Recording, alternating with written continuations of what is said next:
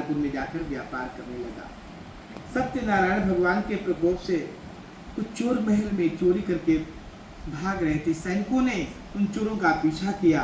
भागते हुए चोरों ने सैनिकों से बचने के लिए चोरी का धन अवसर पाकर बनिया के नाव में छिपा दिया।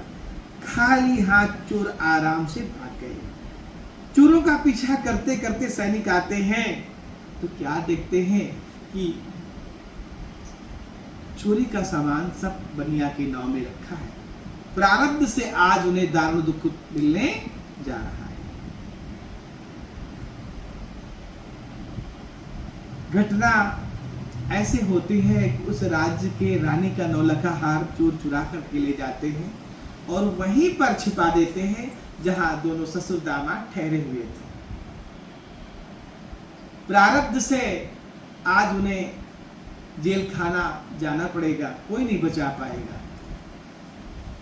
सैनिक आते हैं, दोनों ससुर दामाद को बंदी बनाया, राजा के समीप ले गए। राजा ने कहा, इनको कैसे यहाँ पर बंदी बनाकर लाए हो?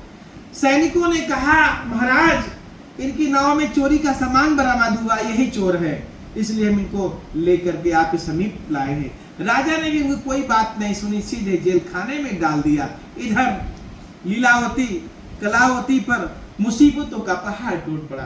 उनके घर में जो धन था वो सब चोर चुरा कर ले गए। अन्न का एक टुकड़ा उनके घर में नहीं बचा। माँ बेटी एक एक टुकड़े के लिए परेशान हो गई। पड़ोस में भगवान सत्यनारायण की कथा हो रही थी। माँ बेटी वहां पर गई और भगवान को प्रणाम किया। जनार्दन के श्री चरणों में कोट कोट प्रणाम करते हुए भगवान से प्रार्थना किया, हे सत्यनारायण स्वामी जी, हमारे पतिदेव जी जहां कहीं हो उनकी रक्षा करना, उन्हें सद्बुद्धि प्रदान करना।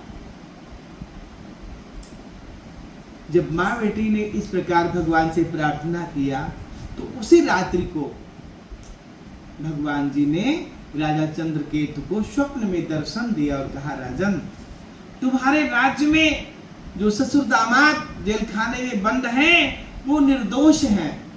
प्रातः काल होते ही जो तुमने उन धन लिया है उनका वो दुगना करके दे दीजिए। यदि ऐसा नहीं किया तो तुम्हारे राज्य का सब वैभव नष्ट हो जाएगा, प्रजा के लोग तुम्हें मार डालेंगे। राजा चंद्रकेतु बड़ा बुद्धिमान राजा था। राजज्योतिषियों से मंत्रणा की, स्वप्न की बात बताई। सबने बनिया और उसके दामाद को छोड़ देने के लिए कहा।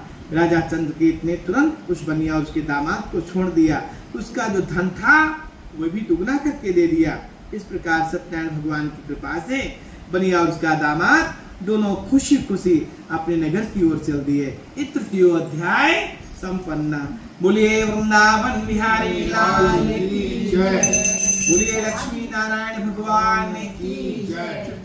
मन पुष्पांजलि समर्पयामि। सत्यनारायणाय नमः।